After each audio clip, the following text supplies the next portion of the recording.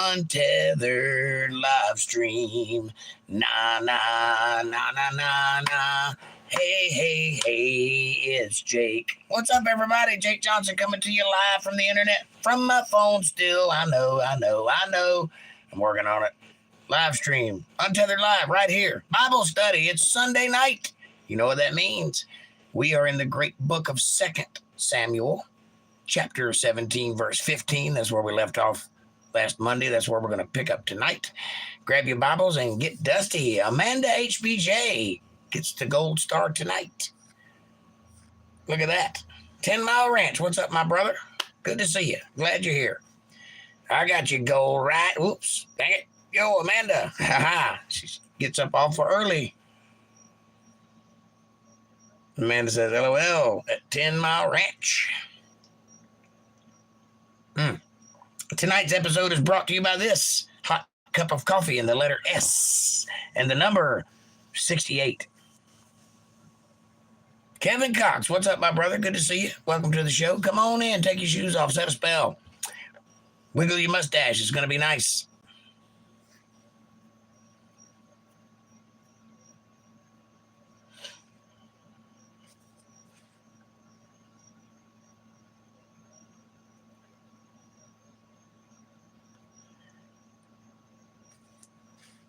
You guys are fun. Can't wait. We're going to have a good show tonight. I can feel it in my bones. It's going to be exciting. Lots of interesting stuff. How is everybody? How's life where you are? How's the weather where you're at? It's raining here right now.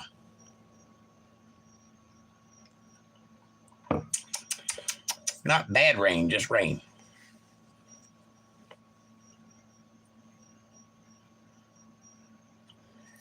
Ten Mile Ranch, you got your crops in? Hot, humid, and wet. Yes, that is the way it's here right now.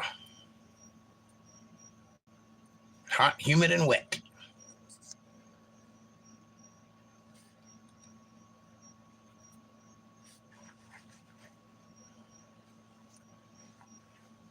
Anyway, we've been telling the story of David and his exploits as he became king over Israel, and at this particular moment in the story, Absalom, his son, who has been banished for quite a few years, has returned to Jerusalem and decided he's going to take over and be the rightful king and defeat his daddy.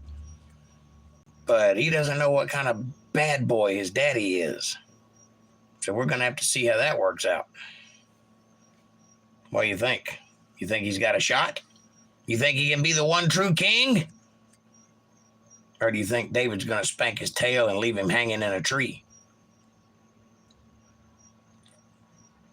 Andrew Langlois, good to see you, my friend.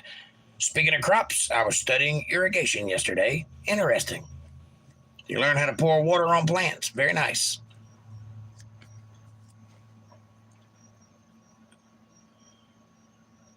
Andrew is our resident college boy. Doing quite well, I hope. Hope you're well on your way to some form of degree, some form of higher education, some form of big money payout. And you can look back and go, Jake was there while I went through the whole thing.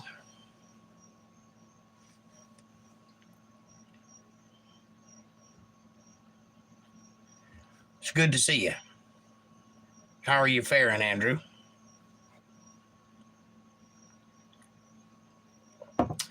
Our last live stream got over 250 hits. So I recall it, maybe 230, but it's somewhere in that area. Very nice. It was a nice night that night. 10 Mile says, 28 San Marzano tomatoes off today, 23 sweet corn cobs, and 50 to 60 pumpkins and 70 winter squash are staying on the vine and getting bigger. We'll be harvesting them in the next weeks. Yay. Very nice. Andrew says, I am associates for an environmental horticulture and associates for environmental horticulture is what I'm aiming for. That's a good degree to have. Like Q, says Amanda. April, welcome to the show, sweetheart. Welcome. Much love back to you. April says, my hat's okay. Did I miss something? Nope, I did not. Well, I'm glad your hat is okay. 10 Mile says, that would be triple if I had you up here, Andrew. That's right. Andrew would make them crops grow for you. April says, hello, Amanda. How are you, love? Thank. Amanda says, hi, April. Good to see you. Read that backwards, but you get the point.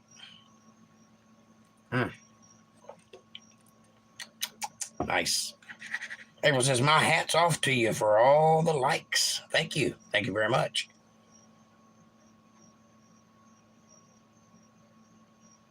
Amanda says, I'm awesome. How are you, love? Speaking to April. Awesome. Full of awe.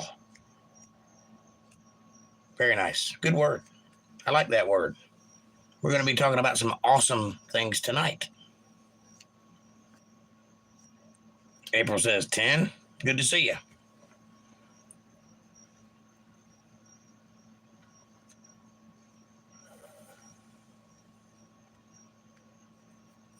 I bet you didn't know when you picked that name that people would be referring to you as the number 10, did you? But that's like Q. See, I caught it.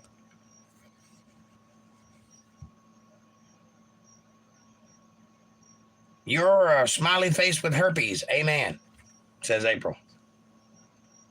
10 Mile says, I had a big bull elk and harem standing in my alfalfa between all the hunting areas. Ooh, that bull elk would have looked good in your freezer. April says, good to see you, LOL MVTV.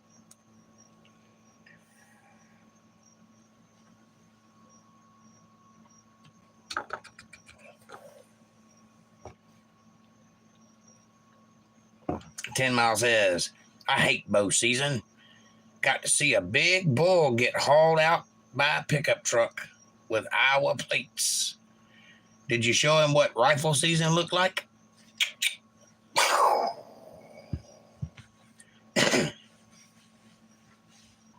That's what I would have done. Taking my deer out, poaching.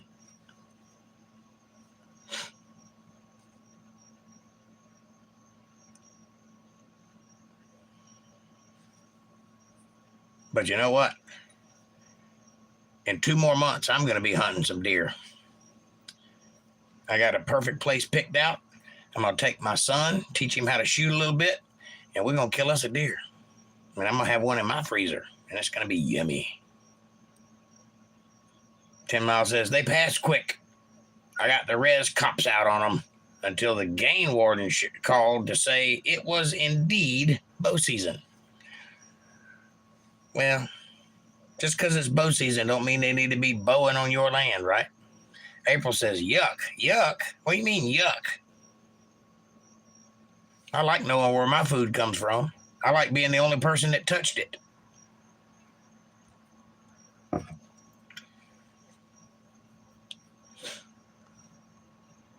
I like knowing how old it is, when it was shot, where it was shot, what it was eaten when it shot. I like all that stuff. That's not yucky. That's delicious. 10 Mile says, it's just disgusting to see such a grand animal jammed into the back of a pickup truck. Go buy a steak. I hear you, brother. April says, well, I don't blame you. No, you're right. And I don't hunt a lot. I hunt for 2 reasons. Number 1, because I like venison. But the main reason is to keep my skill level up in case I ever need to hunt to feed my family. Because hunting is a skill. It takes effort and know-how to do all that stuff and butcher and to process meat and do it right. So if I ever need to feed my family, I can. That's why I hunt every year 1 deer. But I'm going to do 2 this year because I'm teaching my son. 10 Mile says, and yes, I have to keep alert. Do patrols or varmints will sneak in and kill my birds. Well, none this year when chasing the last off at gunpoint. That's good. You keep them varmint in check. Don't get me wrong. If it came to it, I'd drop down on one knee from a tree, or I'd drop down on one from a tree with teeth and claws. Oh, I hear you. I would too, but I'd use a screwdriver. It's much easier.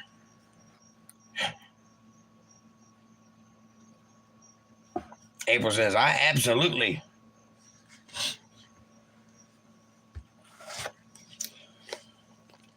I think it's an important thing, and I think it's important to teach your children. So that's what I'm doing, teaching my boy. So if the world ever goes to shit, at least I know he'll eat. Standard or Phillips? Phillips. Whoever invented a standard screwdriver should be punched in the face. That's what I think about it. They did that just to make Americans angry. I'm sure of it. Just to skin knuckles. We'll win the war one knuckle at a time. They'll never see it coming. Bra. Is that bruh or bra? Like, bra.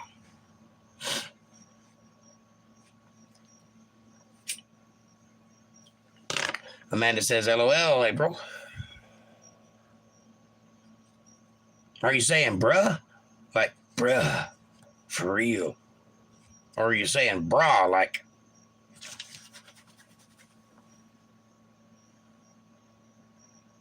Oh, sorry, typo. You weren't saying anything like that. See where my mind is?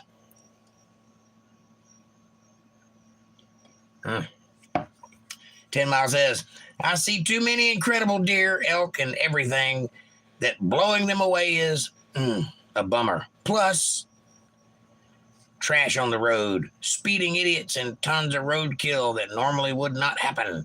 Well, if it makes you feel any better, I prefer to get out there in the field with them and give them a fighting chance. I don't believe in shooting an animal from a tree stand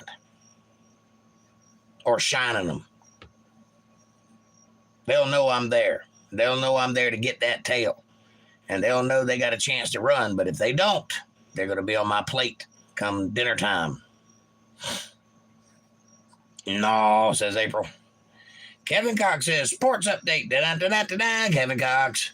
NFL is back, baby. The Tampa Bay Buccaneers beat the Minnesota Purple People Eaters in Minnesota. The Miami Dolphins beat the LA Negative Chargers. The Jacksonville Jags also won. Back to you, Bob. No in the gutter, Jake. I'm not the one that said bra. I just responded to the word. Kevin says, go Bucks, Jags, and Fins. Back to you, April. You guys are so adorable. You're so adorable, you make my teeth hurt. I don't even have teeth. All right. We got a couple more minutes to get rolling by, and then we'll get started.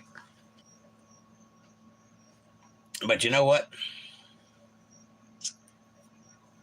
Having some chickens, having a garden, killing a little bit of your own food, processing it with your own hands, being part of the process of how the food gets to your plate is a very important part of life, and people need that.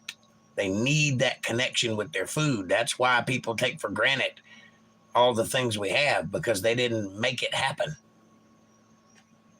Get a postcard lately, Jake? No, sir, I have not, but I have a feeling I have one in my mailbox that I just haven't checked. I'll go check it right after the podcast. Purple People Eater, says Andrew. Big one-eyed, one-horn flying purple people eater. Amanda says, college? How about them Knowles, Kevin? What is a knoll? Is that little critter with the hand on his face? You know the one. Andrew says, Vergal, the Skull Lord. Vergal, the Skull Lord? We're getting into some Dungeons and Dragons stuff now, aren't we? Oh, Seminole. Well, I knew that. I am Seminole. Well, I'm Creek, which is an offshoot of the Seminole, according to Kevin.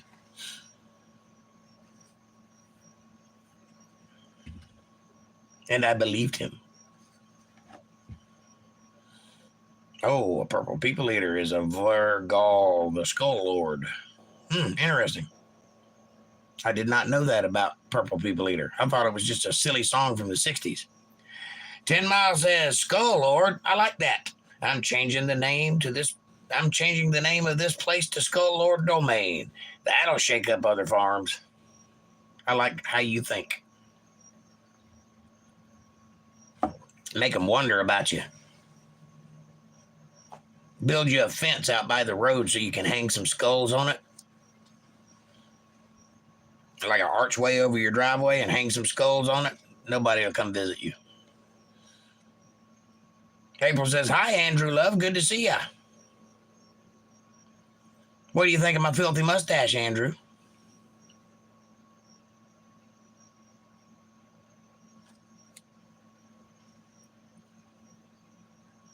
And considering I do look like a walking skull, just call me Nosferatu. Oh. You gotta take your false teeth out and let your natural teeth hang down over your lips.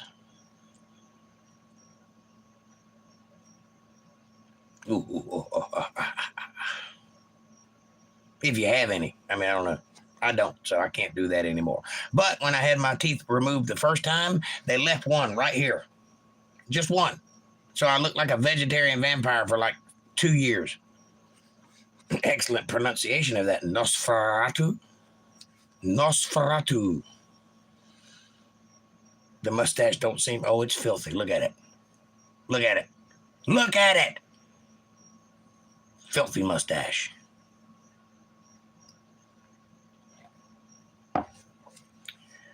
Just check out the 1930s vampire flick. Classic. Very scary looking dude. Yes. And legend has it that that's exactly how he looked. A little bit of makeup, but he basically had that look. Amanda says, LOL, Jake. Look at it.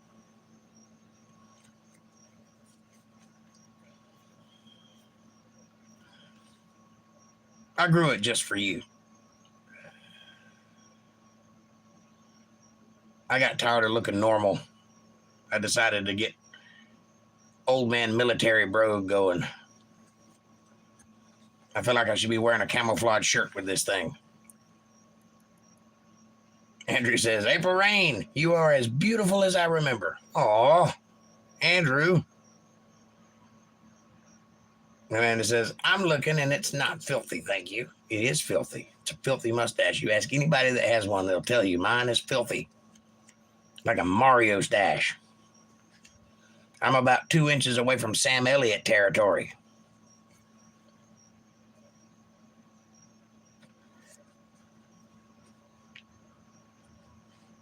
All right.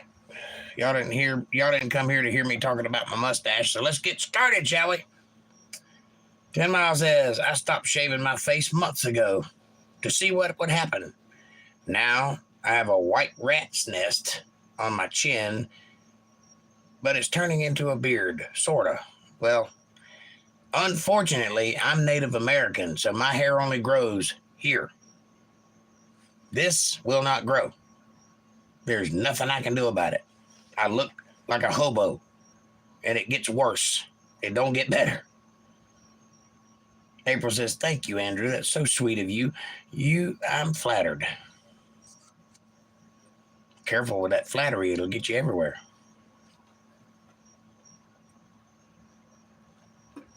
All right.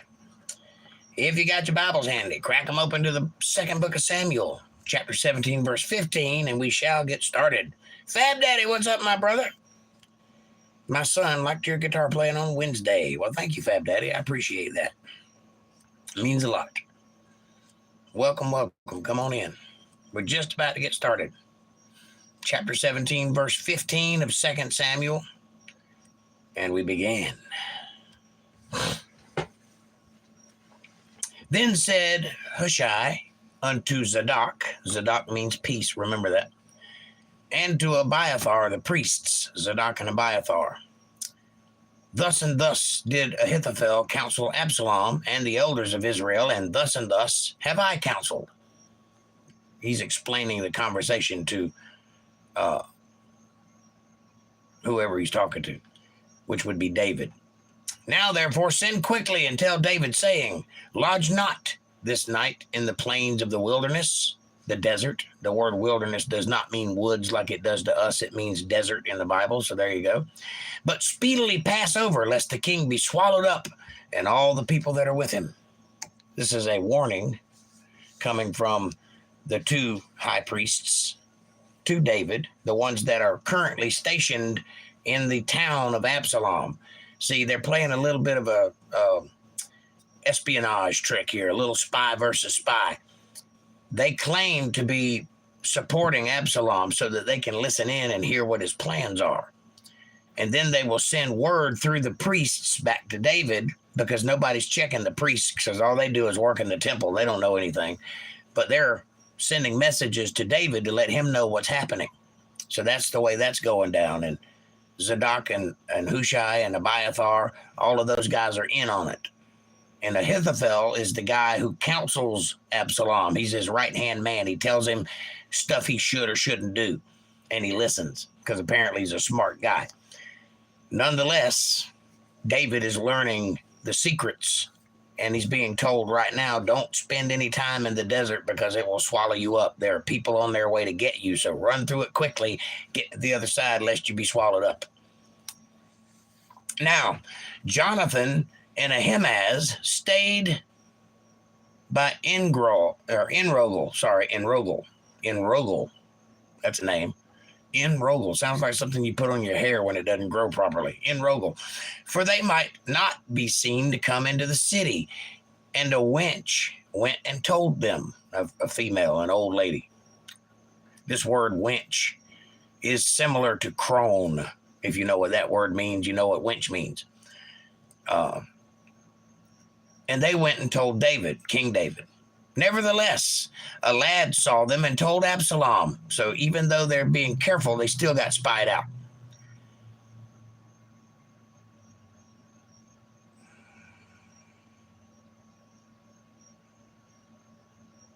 What just happened? Did somebody accidentally ban 10 Mile? 10 Mile, that was an accident. Wasn't intended to hit you. I'm sorry. Amanda says, like, share, and subscribe. Nevertheless, a lad saw them and told Absalom, but they went both of them away quickly and came to a man's house in Bahiram, which had a well in his court. They were there looking for water. Whither they went down. So where they, the well is at the bottom of this man's house's hill. It's up on a hill. The well's at the bottom, if that makes any sense. And the woman took and spread a covering over the well's mouth and spread ground corn thereon. And the thing was not known. They did not understand what she was doing. It's weird. You don't put a covering over a well and then put your food on it because it's going to fall in the well. They didn't understand. Something tells me that she's going to reveal the meaning thereof. So we'll see.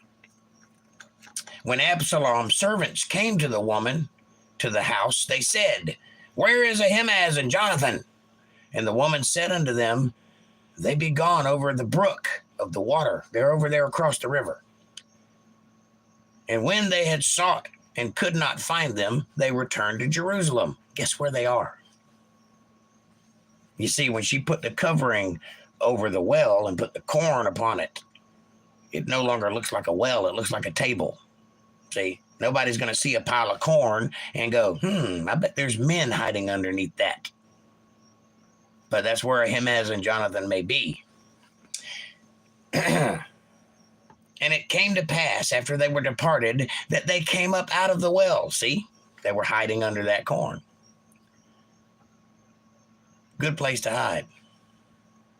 And went and told King David and said unto David, arise and pass quickly over the water, for thus hath Ahithophel counseled against you. He has told Absalom where you are. And we barely escaped with our lives. We hid in a well, but we got to hear their battle plans. We know what they're doing, so go quickly. Then David arose and all the people that were with him, and they passed over Jordan. And by the morning light, there lacked not one of them that was not gone over Jordan. Every one of them got over Jordan before daylight. April says, I didn't mean to do that. Wasn't I unhid? My phone does stuff without me, apparently. Ugh, I'll be right back. I gotta get out of my car. I understand, April. It happens sometimes. I'm sure 10 Miles not mad at you. He'll be back in a minute. There, see, he's back. Get up, big. April Rain, a big pet peeve for me are electronics doing stuff that I do not tell them to do, from computers to phones to my electric butler. You have an electric butler? What does he do for you? I'm intrigued. And when Ahithophel saw that his counsel was not followed, he saddled his asses and arose and gat him home to his own house. I added the word own, but it went to his house, to his city, and put his household in order, and hanged himself and died, and was buried in a sepulchre of his father. Why did that happen? Well, because he is the right-hand man of the king, and he's giving the orders around here. He's telling people what they should be doing. And he promised Absalom that they would get David with no problem. Well, David has eluded them, and now he's on the hook because his counsel did not benefit Absalom. So Absalom's probably going to get his head cut off, or have his head cut off. So he went home, got his house in order, and hung himself because he felt, I guess, like a failure, because he didn't deliver what he said to Absalom that he could deliver.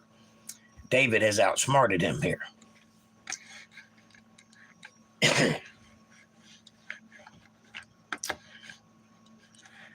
Where am I at? All right. Then David came to Mahanaim, and Absalom passed over Jordan, he and all the men of Israel with him.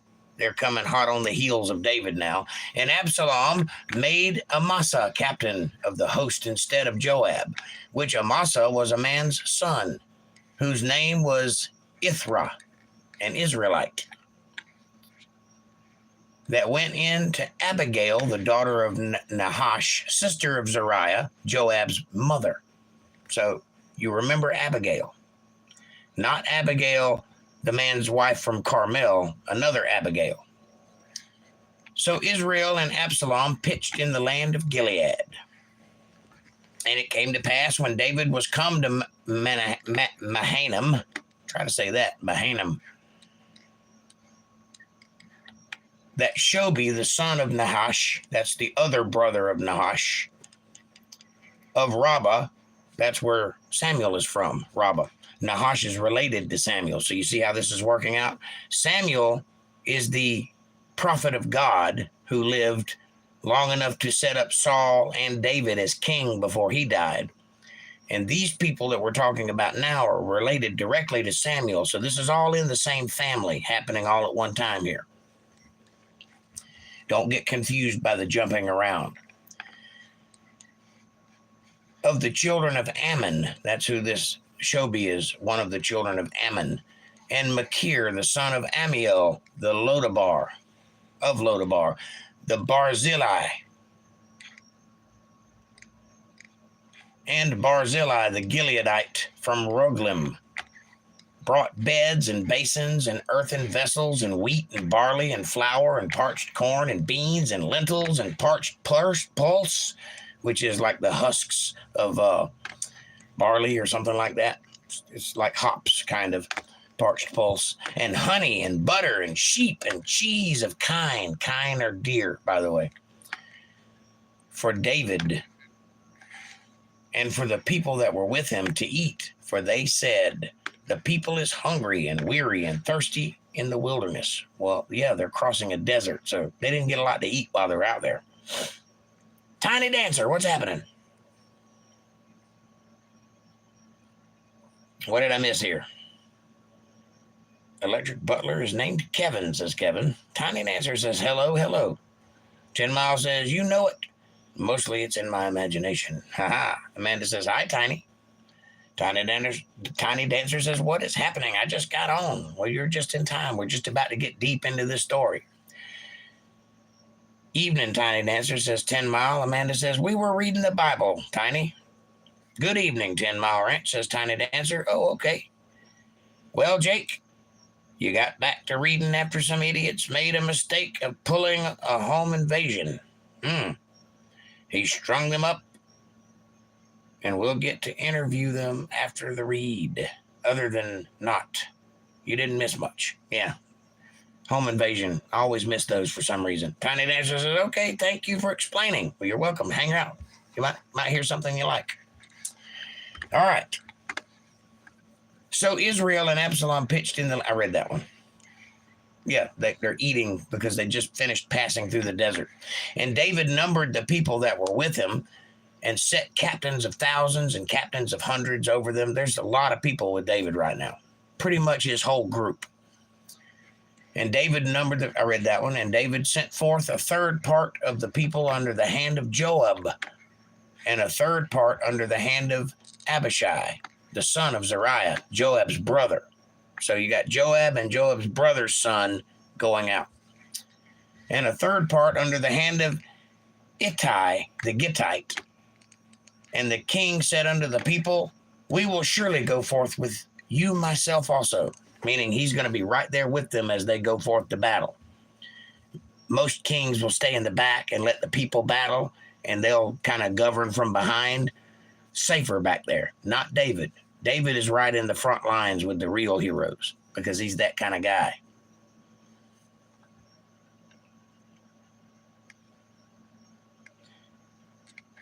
But the people answered, thou shalt not go forth, for if we flee away, they will not care for us, neither is half of us to die.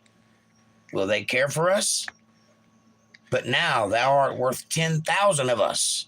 Therefore now it is better that thou succor or hang back for us out of the city. They don't want David to go into battle because he is their king and they love him and they don't want him to die. So they're saying, you're worth 10,000 of us. One of you is worth 10,000 of us. So let us go fight. You hang back in the city and stay safe. David ain't going to like that very much because he's a battler. He's a warrior, hardened battler. Let's see if he capitulates. And the king said unto them, what seemeth you best, I will do. And the king stood by the gate side, and all the people came out by hundreds and by thousands. And the king commanded Joab and Abishai and Ittai, saying, deal gently for my sake with the young men, even with Absalom. Don't kill them all. David is going to battle his son, and he doesn't want to hurt him. But his son has caused this battle. He's picked the fight. So David is telling his top men, be gentle with them. Beat them, of course, but if you can save them, do. That's the mark of a good king. He doesn't want to conquer them. He just wants to get them off his back.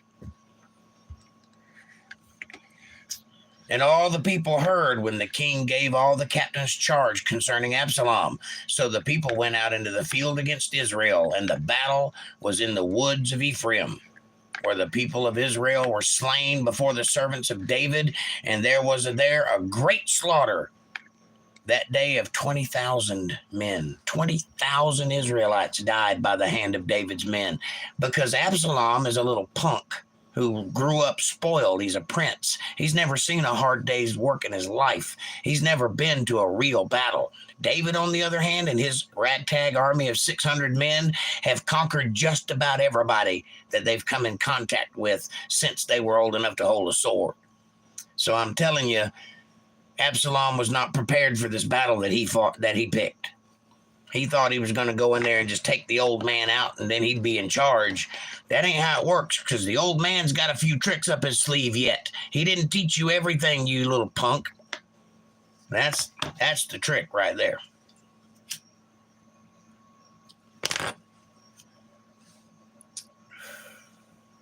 For the battle was there scattered over the face of all the country, And the woods devoured more people that day than the sword devoured. There were people falling in the woods dying, hitting their heads on rocks and falling down in ravines and having trees fall on them. It was really rough just to get through the woods. And the woods killed more people than the battle did. That ought to tell you something. These names, says 10 Mile. Did you take special effort or study to learn them, Jake? No, I'm just winging it, baby, right off the top of my pants like I'm supposed to. I've read them a couple of times, but it's different when you're reading in your head than when you're trying to say them out loud. Wilderness, not woods, correct. The wilderness is the desert in the Bible, not the woods. This battle took place in the woods, not the wilderness. You read your Bible, it says it right there. The woods devoured more people than the sword devoured. My Wi-Fi sucks. For some reason, it keeps buffering. I apologize about that, Tiny Dancer. I hope you can watch the show. Whoa, says April. Dana, good to see you, sweetheart. Welcome to the show. She says, greetings, I am listening. That's fantastic that you're listening because I'm talking. We can help each other out here. 10 Mile says, sounds authentic. You mean it sounds like I can't pronounce half these names? Yeah, I got it. Oh, that's right. I forgot it did just say that, says Andrew. Hi, Dana, says Amanda. Dana smiles. Lovely smile as always. All right, here we go. Let me find out there we go. And Absalom met the servants of David, and Absalom rode upon a mule, and the mule went under the thick boughs of a great oak tree, and his hair. Remember, Absalom is a tall, handsome young man with long blonde hair, so much so that he has to put it up in a pole or a tassel, if you're German, to keep it out of his face. Well, he's riding on a mule, which is taller than an ass, shorter than a horse, but tall enough that he gets his hair caught in this oak tree. He rides under the boughs of a great oak tree, and his head caught hold of the oak, and he was taken up between the heavens and the earth, and the mule that was under him went away, left him hanging there like an idiot from his hair in a tree. Think about that one. How you like to die like that, old king? Oh, great man. Oh, powerful young little boy. You're hanging from a tree now. You didn't even get to see the battle. Some king you are. And a certain man saw it and told Joab and said, behold, I saw Absalom hanged in an oak tree. And Joab said unto the man that told him, and behold, thou sawest him. And why didst thou not smite him there to the ground? And I would have given thee 10 shekels of silver and a girdle. Why would you give him a girdle? Are you saying he's fat? No. And the man said unto Joab, though I should receive 1,000 shekels of silver in mine hand, yet would I not put forth mine hand against the king's son. For in our hearing, the king charged thee and Abishai and Ittai, saying, beware that none touch the young man Absalom. Remember that when he said, be gentle with my son? You remember that? Joab, you want to kill the king's son? Because I don't. I don't care how much money you pay me. 10 shekels, you could give me 10,000 shekels, and I'm not going to kill him. I'm going to let him hang right there in that tree till his daddy finds him. That's what I'm going to do. Otherwise, I should have wrought falsehood against mine own life. For there is no matter hid from the king. He knows everything. He would know who killed his son, and that would be on my head, not yours. And thou thyself wouldst have set thyself against me. You would come kill me yourself, because David would tell you to kill me. So why didn't I kill him right there where I found him? Do I look stupid? Do you see stupid written on my forehead? Joab? Then 10 young men that bare Joab's armor compassed around and smote Absalom and slew him. So Joab had it handled for him. So now Absalom is dead. You think the king is going to be happy about this? I don't. Then said Joab, I may not tarry thus with thee, And he took 3 darts in his hand and thrust them through the heart of Absalom while he was yet alive in the midst of the oak. And Joab blew the trumpet, and the people returned from pursuing after Israel, for Joab held back the people. And they took Absalom and cast him into a great pit in the woods, and laid a very great heap of stones upon him. And all Israel fled, everyone to his tent. Everybody got up out of there with a quickness. They did not want to be around when David came and found his son dead and buried. So everybody went home quickly. Now, Absalom in his lifetime had taken and reared up for himself a pillar, which is the King's Dale, or the King's Boulevard. And there's a pillar there with Absalom's name on it that he put there himself. This is the equivalent of a man making his own self-portrait and hanging it in his own house. It's kind of arrogant, kind of conceited. For he said, I have no son to keep my name in remembrance. And he called the pillar after his own name. And it is called unto this day Absalom's place. And it is still there. Then said Ahimaaz, the son of Zadok, let me now run and bear the king tidings, how that the Lord hath avenged him of his enemies. Well, it probably would be better coming from a high priest or his son than the captain of the army who killed his son. And Joab said unto him, thou shalt not bear tidings this day, but thou shalt bear tidings another day. Joab's not a very good dude. He doesn't even want the king to know his son is dead. But this day thou shalt bear no tidings, because the king's son is dead. Then said Joab to Cushi, go tell the king what thou hast seen. And Cushi bowed himself unto Joab and ran. Well, it's not that bad, because he's protecting this priest, because I would imagine whoever tells King David that his son is dead is probably going to die pretty quickly there afterwards.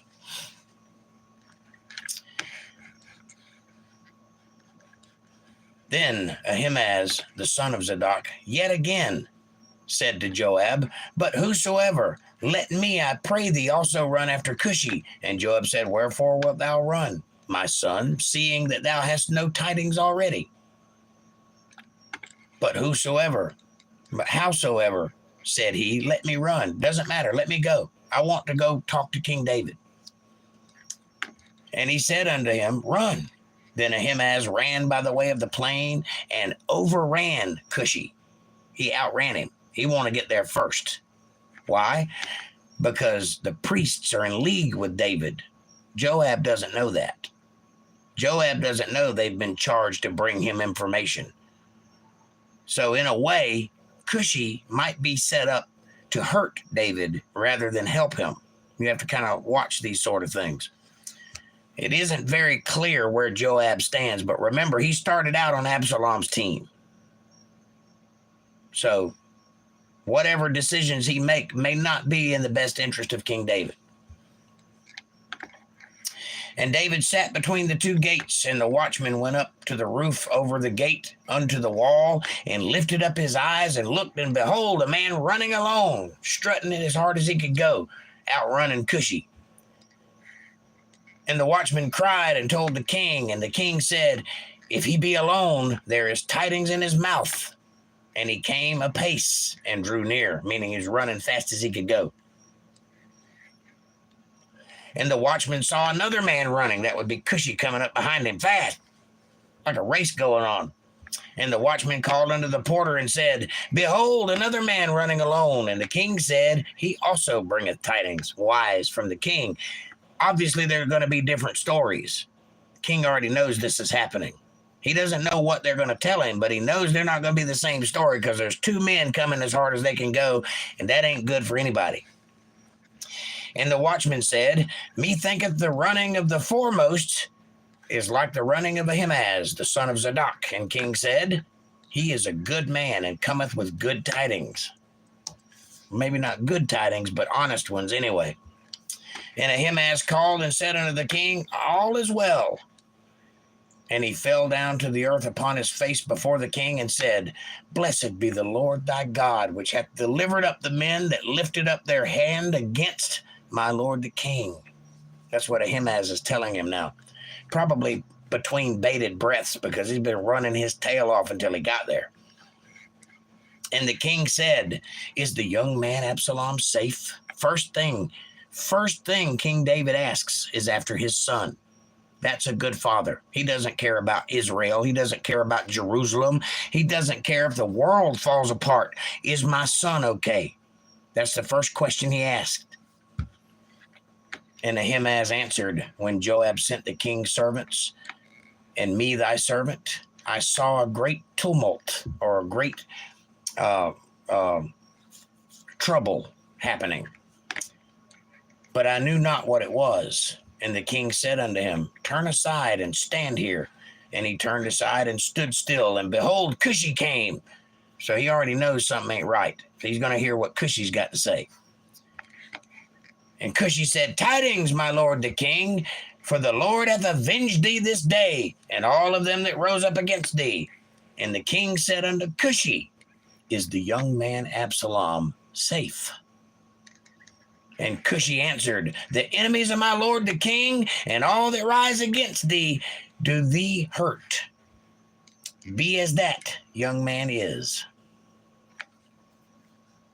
And the king was much moved, and went up to the chamber over the gate, and wept. And as he went, thus he said, O my son Absalom, my son Absalom, would God, if only God would let me die instead. He said, Would God I had died for thee, O Absalom, my son, my son. And it was told Joab, Behold, the king weepeth and mourneth for Absalom. Joab doesn't understand this because that's his enemy. Why would he be crying over his enemy? His enemy is his son, and he loved him. He didn't want him dead. And the victory that day was turned into mourning unto all the people. For the people heard say that day how the king was grieved for his son.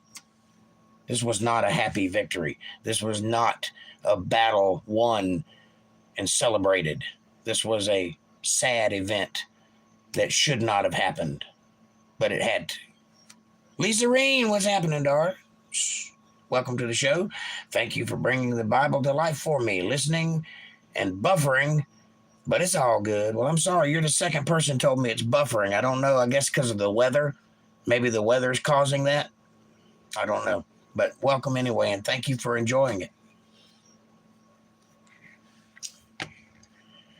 And the people gat them by stealth that day into the city, as people being ashamed steal away when they flee in battle. That's how sad the whole event was. They walked into the city in secret. They hid themselves. They covered themselves. They came in stealthily as to not cause any ruckus, as to not make any noise, because the whole city is mourning after King David, who is mourning after his son. That's how much they loved this man. But the king covered his face, and the king cried with a loud voice, O my son Absalom, O Absalom, my son, my son. And Joab came into the house of the king and said, Thou hast shamed this day the faces of all thy servants, which this day have saved thy life, and the lives of thy sons and of thy daughters, and the lives of thy wives, and the lives of thy concubines. Joab's wanting a little bit of credit here because he killed Absalom. So he's telling King David, you're shaming your people. You're over here crying over your enemy who would have killed all of your children and your wives and your family, but I took care of it. So you should be thanking me, not crying in my presence. You make me feel ashamed to be your captain. That's kind of what he's doing here. It's not good. Joab is not a good man. In that thou lovest thine enemies and hatest thy friends, for thou hast declared this day that thou regardest neither princes nor servants. For this day I perceive that if Absalom had lived, and all we had died this day, then it had pleased thee well. If we'd all died and he lived, I think you'd be happy about that, King. I'm a little upset at you right now because you're not praising me for winning the battle for you. The hell with your son, Absalom. He was a bad guy. Well, that ain't how daddies work. No matter how bad your son is. Doesn't matter what they do. Doesn't matter how much they disappoint you. You hurt for them and you love them regardless. And that's David is proving that.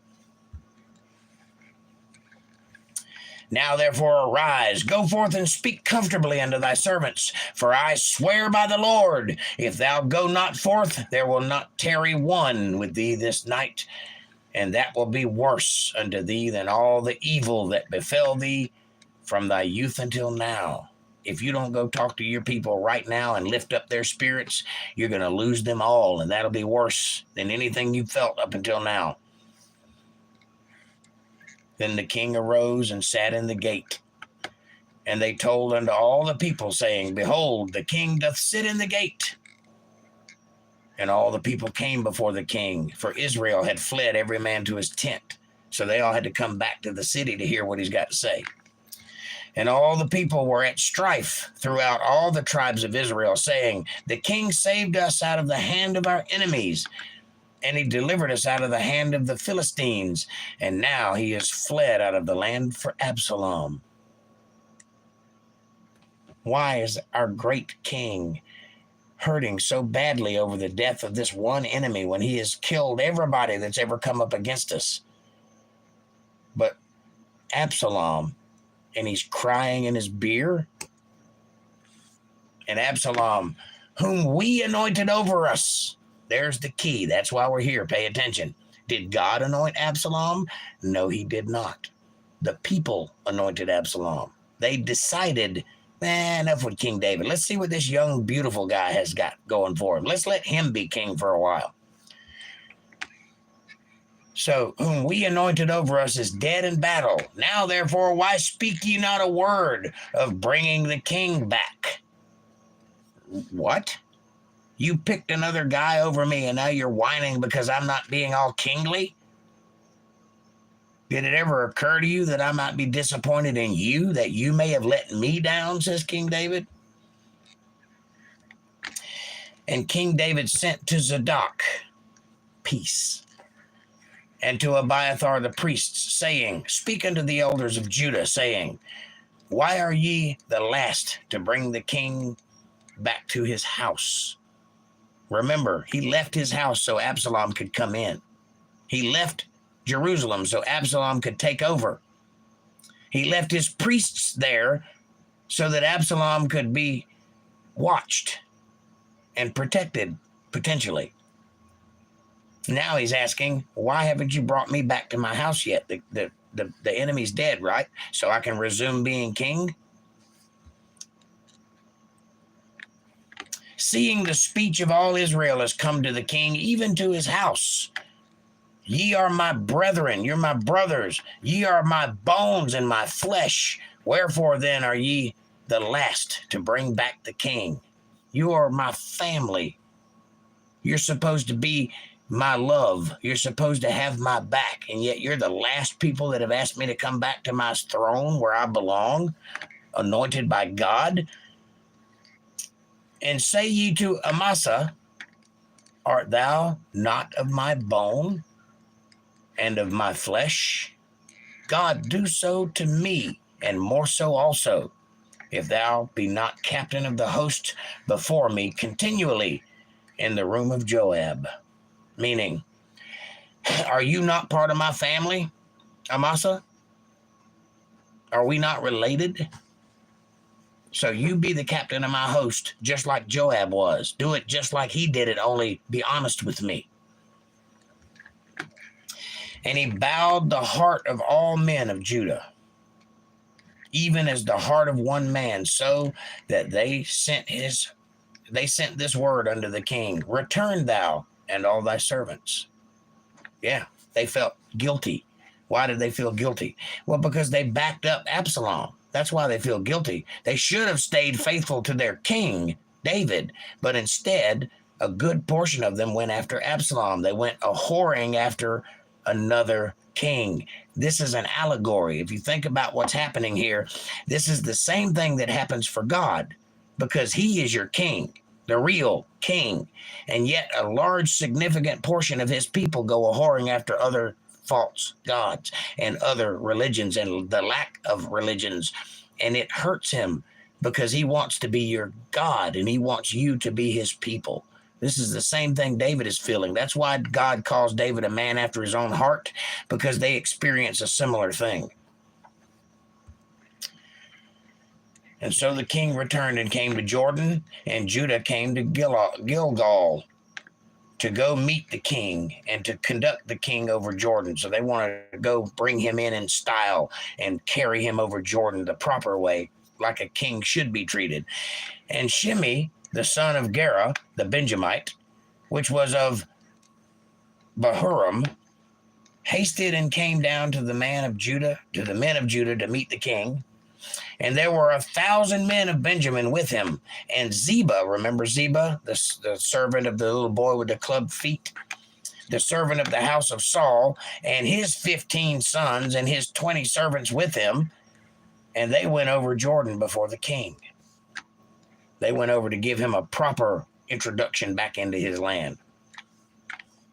And there went over a ferry boat to carry over the king's household and to do what he thought good. And Shimei, the son of Gera, fell down before the king as he was come over Jordan, much like how they're going to treat Christ when he comes into town riding on that ass. They're going to put palm fronds in front of him and bow themselves as he comes as the one true king. That's what David is going through right now. The same kind of procession, the same kind of coronation or recoronation. And they said unto the king, let not my Lord impute iniquity unto me, neither do thou remember that which thy servant did perversely, the day that my lord the king went out of Jerusalem, that the king should take it to his heart. Translation: oh yes, king, I'm so glad you're back. Do me a favor and don't remember any of the crap I did earlier when I was following Absalom. Let's pretend like that didn't happen. That's what's being said here. Don't take it to heart. Don't take it personally, because, we still love you. We just thought we'd love him more, but he's dead now, so back to you. That's what's happening. David is no fool. He understands this. He knows what they're thinking. For thy servant doth know that I have sinned. Therefore, behold, I am come the first this day of all the house of Joseph to go down to meet my lord the king. I know I screwed up, so I'm here first in line to welcome you back. I know I did wrong. Please don't hold it against me and have my head cut off. Thank you very much. But Abishai, the son of Zeruiah, answered and said, shall not Shimei be put to death for this? Because he cursed the Lord's anointed. And David said, what have I to do with you, ye sons of Zeruiah, that ye should this day be adversaries unto me? Shall there any man be put to death this day in Israel? For do not I know that I am this day king over Israel? You don't think I know who I am? Therefore the king said unto Shimei, thou shalt not die. And the king sware unto him. David, the wise king, said quite plainly, who are you to me, sons of Zeruiah? Why do you think I should have to kill this man because he did something stupid? You don't think I know I'm the king? I knew I was the king when you were chasing after my son Absalom. You're the one that forgot, not me. So do I need to kill everybody? Because everybody here went after Absalom. Or can we just get on with it? The wise David, making a complete fool out of his enemies. And Mephibosheth, the son of Saul, came down to meet the king, and had neither dressed his feet nor trimmed his beard, nor washed his clothes from the day the king departed until the day he came again in peace. Because Mephibosheth, even though he is the son of Saul, recognizes how good David was to him and brought him out of poverty and made him a prince among his table. So Mephibosheth didn't do anything until King David returned. He wouldn't work. He wouldn't dress. He wouldn't shave. He wouldn't wash his nasty tail. He wasn't doing nothing until David came back. And that is more respect than these men, these faithful servants, are showing their king at this moment. Who do you serve? When is the last time you showed proper obeisance to someone who was above you? When's the last time you got on your hands and knees and showed your loyalty? Can you do that? Are you capable of it? Do you understand that the world doesn't end with you and that there's something higher than you? And if there is, shouldn't you be bowing to it? Just a question.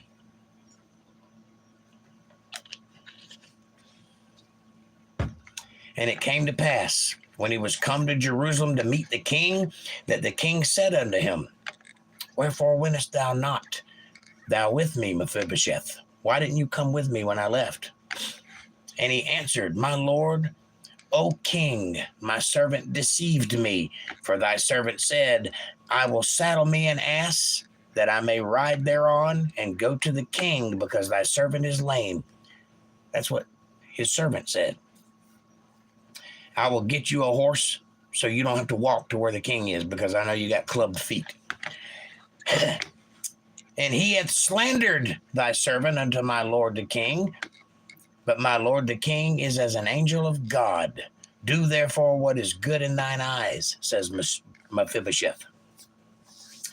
You are like an angel of God to me. I believe in you. I worship you. I am your servant. My servant, however, told me a few lies, and I was deceived by him. That's why I didn't come with you. That's why I didn't come rushing. And by the time you were gone, I didn't know where you were. So I stayed.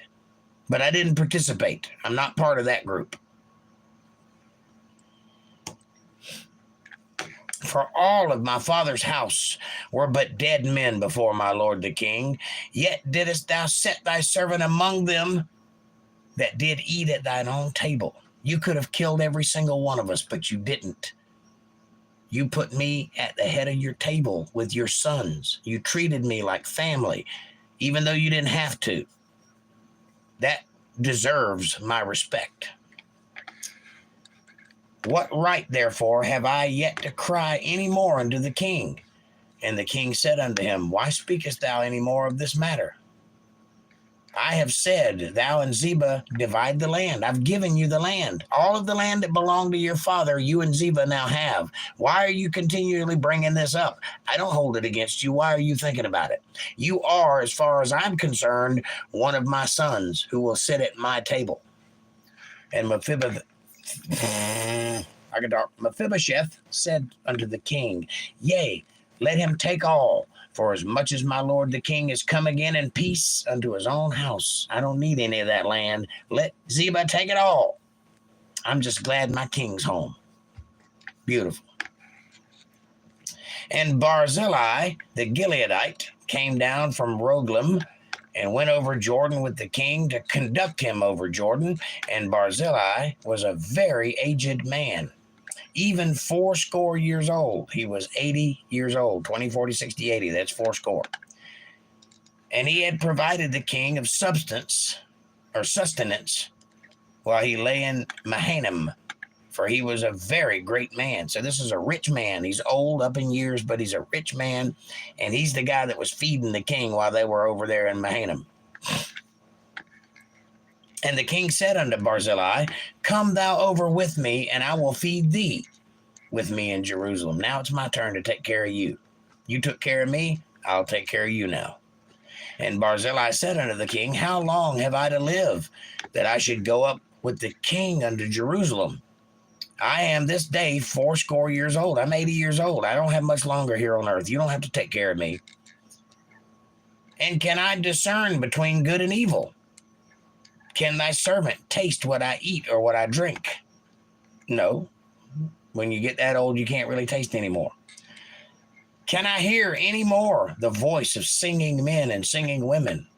Wherefore then should thy servant be yet a burden unto my lord the king?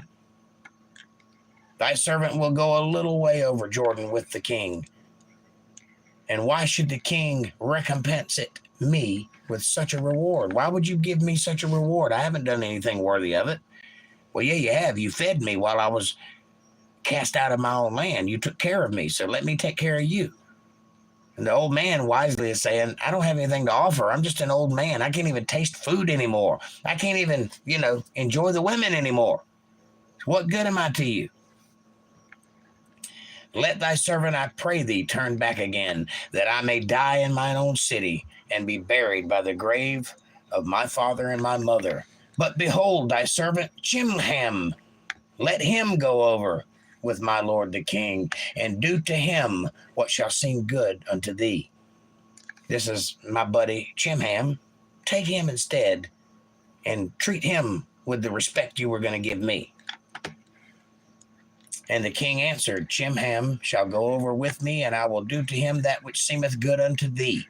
And whatsoever thou shalt require of me, I will do it for thee. Whatever you need, no matter where you are, you tell me, and I'll make it happen. Not only will I take care of this fella because you like him, but I'll take care of you too. That's a king. He don't have to do any of that. But he's showing the proper respect, as he always has. And all the people went over Jordan. And when the king was come over, the king kissed Barzillai and blessed him, and he returned unto his own place. And that's where we're going to stop for today, ladies and gentlemen. We'll pick up tomorrow night, chapter 19, verse 40. Man, what a fantastic read. I really hope you guys felt that, and I hope it touched your hearts. I hope it causes you to reach out with both hands to your father and build a relationship with him.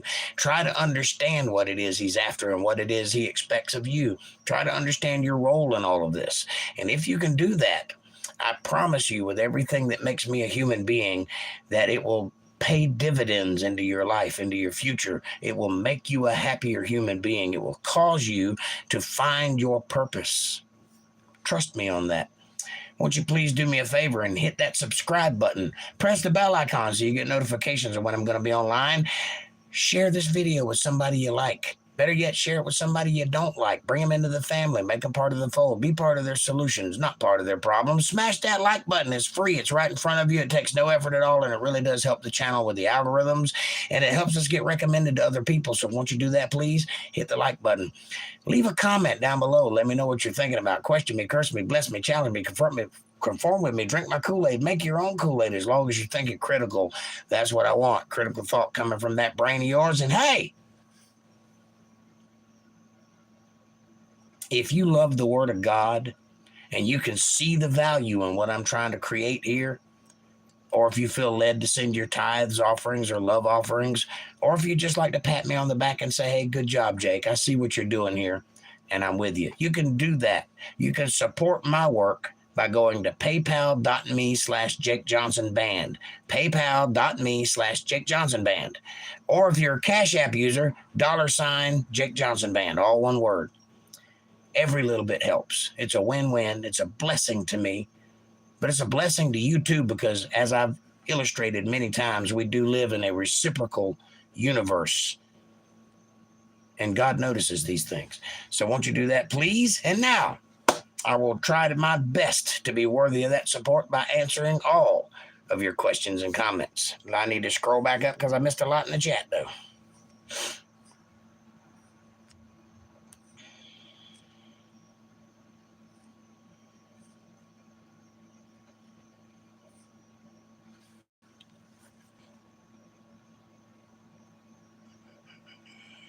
All right.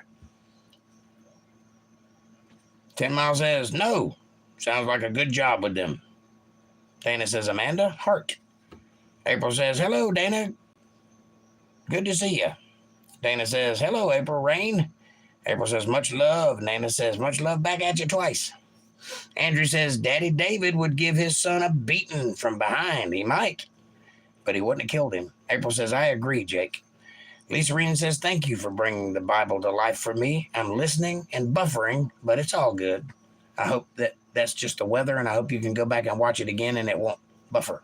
We'll see. April says, hello, Lisa Reen. Love, welcome. Good to see you.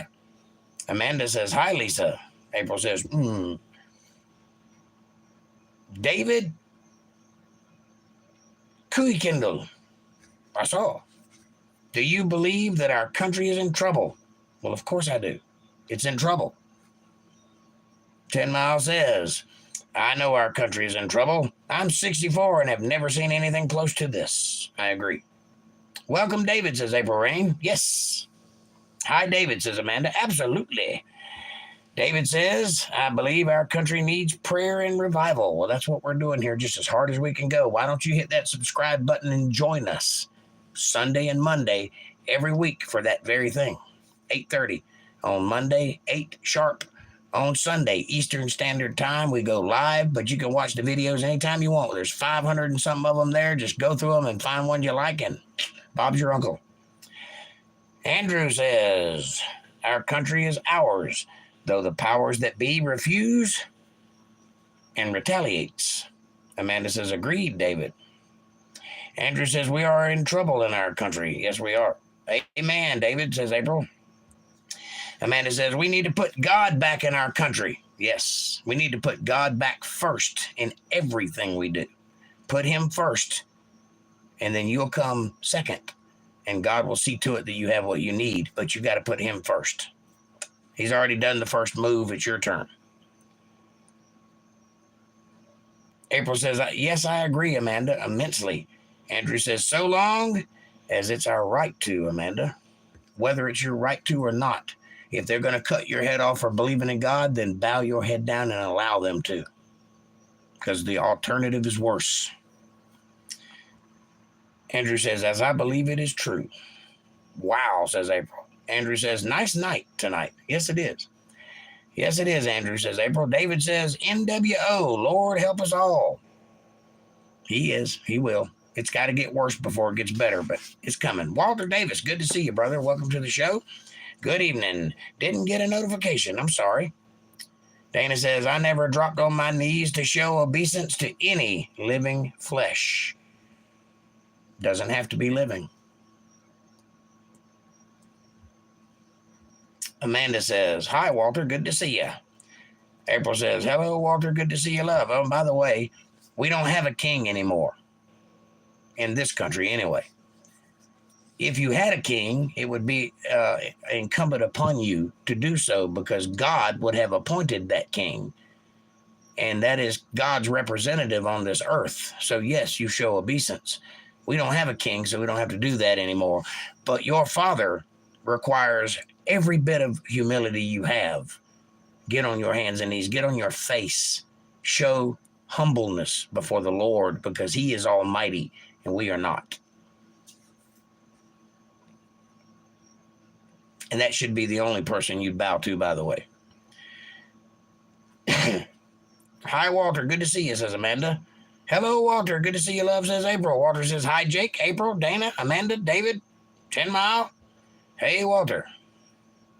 Dana says, hey, Walter Davis. Walter Davis says, Andrew, Montana, Lisa Reen, Kevin, Tiny Dancer. Hello, everybody. Good, Jake. Good read, says Amanda. Thank you, dear. That was a great, Jake, says April.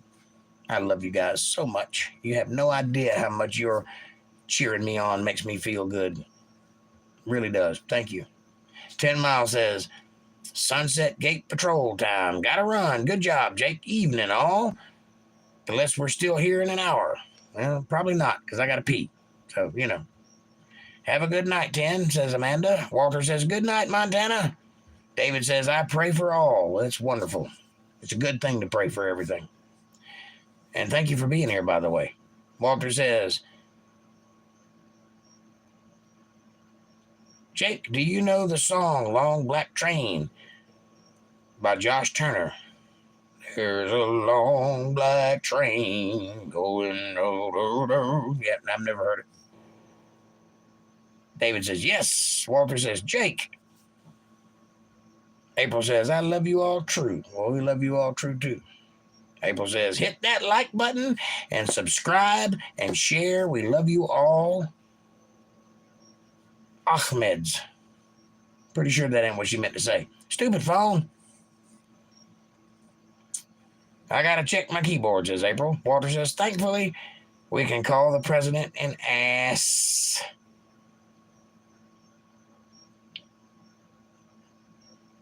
Let's go, Biden. Or Brandon. Thankfully. Yeah, I read that one. I will not bow to a false idol, says David. You shouldn't. Absolutely, you shouldn't. Dana says, when people of the nation forget God, this is what happens. The nation is taken over by foreigners. They will eat their food. They will rule over them.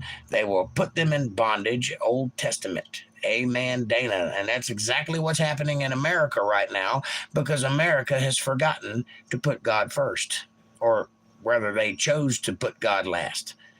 It's not good either way. But that's exactly what happens. And if you read the Old Testament, you'll see it happen over and over again. Every time they go to false deities, the next thing that happens is they're put into slavery. Their country is taken away from them. They were once a great nation, and now they're slaves because they forgot God. You're absolutely right. Thank you, says David. Thank you.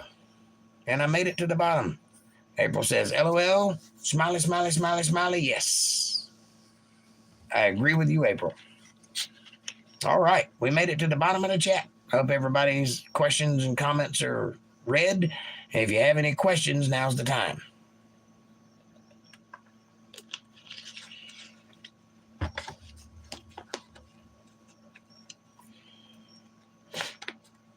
Why did David attack Absalom? He didn't. Absalom attacked David. The Old Testament is a fabulous book of our history, says Dana. Yes, it is. Yes, it is, and it's accurate to the letter. How do I know that? I've checked some of it out, and everything I've ever checked out is exactly as the Bible says it was. Every time. I've never found one lie. In fact, if you could show me one lie, I will denounce everything I believe today and become a hardened atheist. Not one lie. Not one.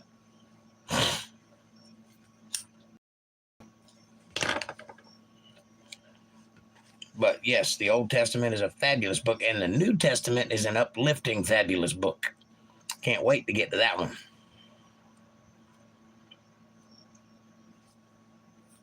I don't like all the war stuff, contrary to what it may look like. I'm not a fan. Yo, it's my birthday. Well, happy birthday, Key. And welcome to the show.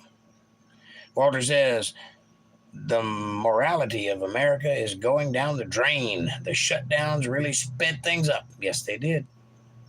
Happy bot. Thank you, says Key. Happy birthday to Key. Happy birthday to Key. Happy birthday, old Key. Happy birthday to you. Happy birthday, Key, says Walter Davis. Me either regarding our wars, says April. David says, it is the only true book, the Bible. That's correct. Blessed is the peacemaker, says Dana. Very true. Blessed are those who go to war if God tells them to go to war. If God does not tell them to go to war, they shouldn't, ever. Dana, that's a Molly Hatchet song, says Walter. She may know that. I think they're Swedish or something.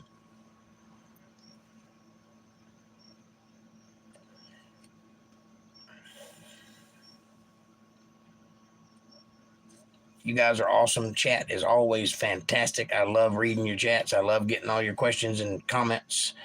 Prayers for all the families from 9/11, says Amanda. Is it 9/11 already?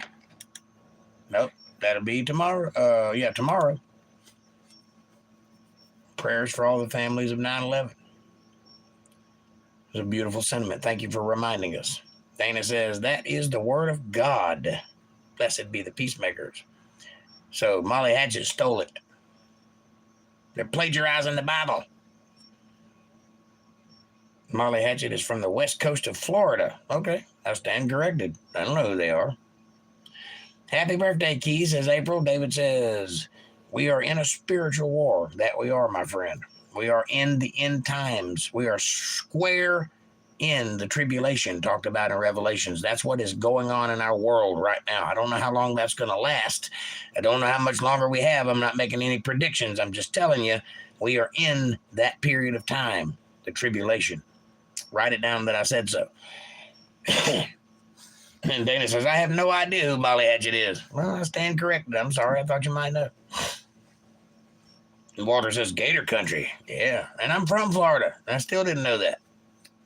I thought they were like a Swedish band. Sounds Swedish, Molly Hatchet.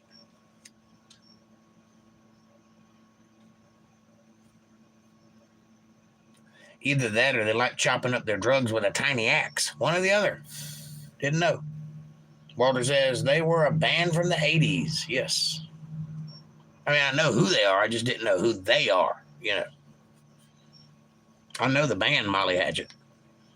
You're thinking of ABBA. Maybe I was. I don't know much about that kind of music, so. April says, yes, I knew that, LOL. You guys are awesome. Thank you so much for being here tonight. Thank you for keeping everything going.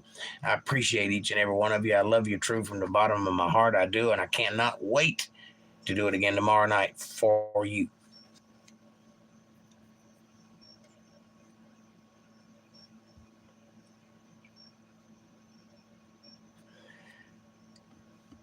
But alas, if the rain will stop, I have some business to take care of tonight. And I must get out of here. And it's 10:22. It's about 10 minutes earlier than usual, but I got to run. So God bless you all. May peace find your families. May you find happiness in all that you do. May everything you touch be successful. And may I see you tomorrow night. God bless you all. Thank you so much for being here. We love you too, true, Jake. Thank you, April. I love you too. April says, we love you, true, too, Jake, with lots of hearts and smiley faces with herpes. Nana gives a heart. Amanda says, good night, all. See you tomorrow. David says, may God bless us all. I think he does. I really do. I'm blessed. I know that. Are you? Can you count your blessings and not your curses? Can you find happiness in a sunset? Walter says, thanks, Jake. Good night, all. God bless all. Thank you, Walter. I'll see you tomorrow night, buddy. Have a great night. Thank you for being here. Thank you for listening, and thank you for watching.